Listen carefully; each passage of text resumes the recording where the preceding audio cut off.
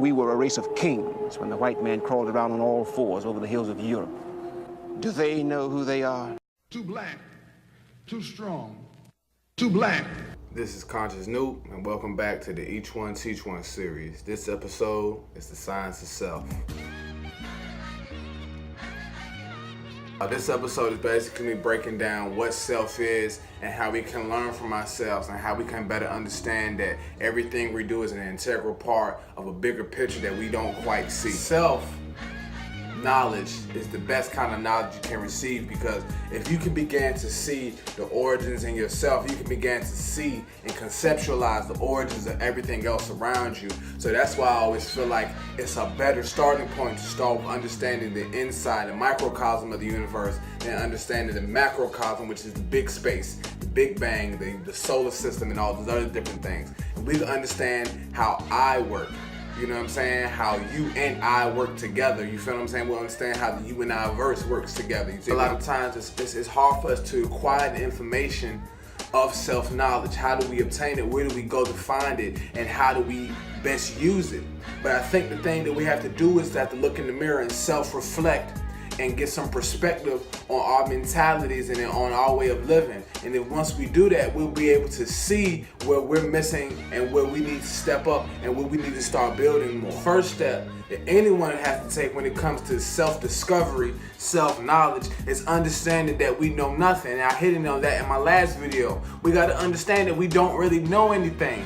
We continually judge things based upon past understanding. And if we use understanding from the past for today's revelations, today's truth, we're going to miss the mental picture, and we're not going to be able to draw up a clear understanding of what we're really trying to get out of this. So if we're taking a sense of self described by somebody who lived thousands of years ago, hundreds of years ago, how is that going to apply to what's going on in the current situations of today? Because things are occurring today like nothing has ever happened before. One thing about life, it's always constantly new and it's constantly changing and evolving. So human nature, by de facto, is also constantly changing and evolving. So we have to be able to be perceptible to what's going on right now. Here's the show and prove to how little we know about self, and it can hold the biggest answers.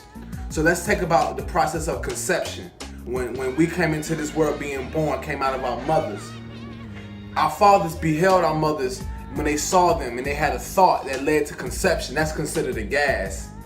And then that thought translated to the sperm that traveled down the spine through the divine rod and went to your mother, which is the living liquid, the liquid of life.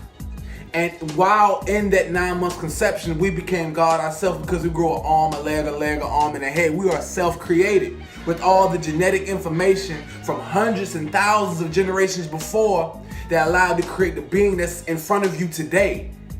But see, we're looking for life's creation outside of the body, when the sperm, that little head that's microscopic, has all the answers for thousands and thousands of years. So we have to begin to look at inside of ourselves literally to try to get the answers from the past, because we ourselves hold the key in our skin, in our DNA, and our genetics.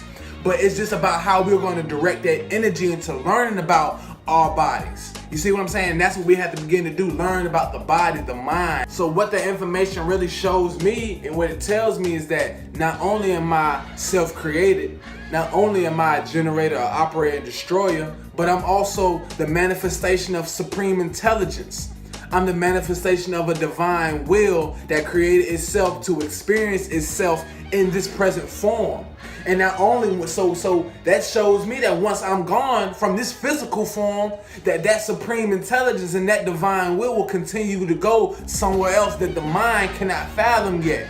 You dig what I'm saying? I think that's why in the Bible, when it talks about the wisdom of the earth will be made seem like foolishness in the wisdom of God, I think that makes sense, because the wisdom of the earthly beings is telling me that you live and you die and that's it. But what the knowledge of self tells me is that this is only the beginning. This is only a stage in that being's life. I understand that, and that allows me to walk more peacefully in life, not worrying about living and trying to not go to hell, trying to go to heaven. It allows me to just focus on doing the right thing and walking the right path. So when you begin to hear people call themselves God, you gotta look at it from that perspective.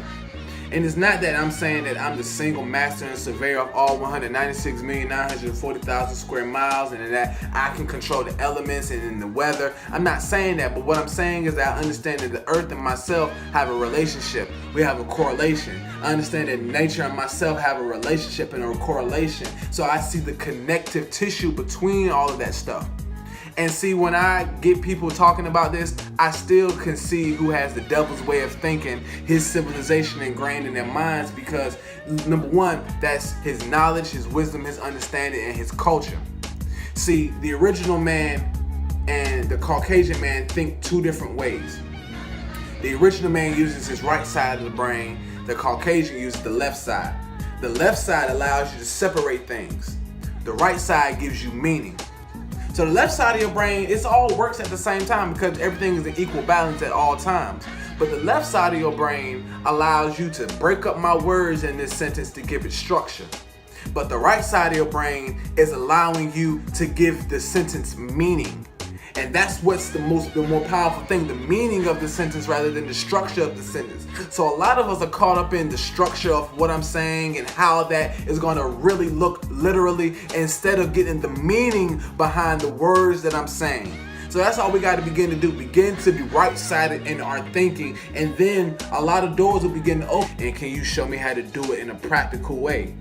Can you teach me what causes the storms that I may go through in my life? Because I know that the earth, all the storms that the earth produces is self-caused. It's produced in the earth's atmosphere, not with anything outside of the atmosphere. So I know that must mean all of my problems are caused by something internal, something that I can fix, something that I can work on. So I want people to give me a perspective on things like that without having to tell me what the Bible says or what the stars say or what the Quran says. I want to know what's a realistic way, plain and simple, that I can get this information and how I can use it. You know, I feel like understanding is a gift for those seeking purity in life, and I just try to give the actual facts of reality. I try not to promote a certain doctrine. I try not to promote a certain way of thinking. I just try to give you the facts of the situation, and so you can use those in an everyday practical way to make yourself better, so that you can build yourself up and destroy those negative qualities about yourself, so that you can be born into a state of peace internally and eternally. So I just want to say that the science of self is not going to be obtained through anything spooky, through anything magical. It's not going to be obtained through crystal rocks. It's not going to be obtained through tarot card readings. It's not going to be obtained through astrology. The science of self and understanding it is going to be obtained through what? Observation of self and internalizing that information mentally and physically. Begin to understand and question the ways of thinking. Question why we must eat a certain way. Question why foods break down the way that they do. Why water is good and why we need to take in a certain amount each day. And when you get that information, it'll almost be like a spiritual message, because it'll tap into a part of your brain that you have never even thought to explore.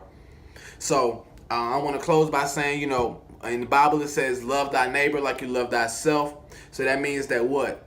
That the neighbor's love is predicated on whose love? Self-love. So how can you love your neighbor? How can you love anyone else if you don't truly love yourself? So I just want to end with that.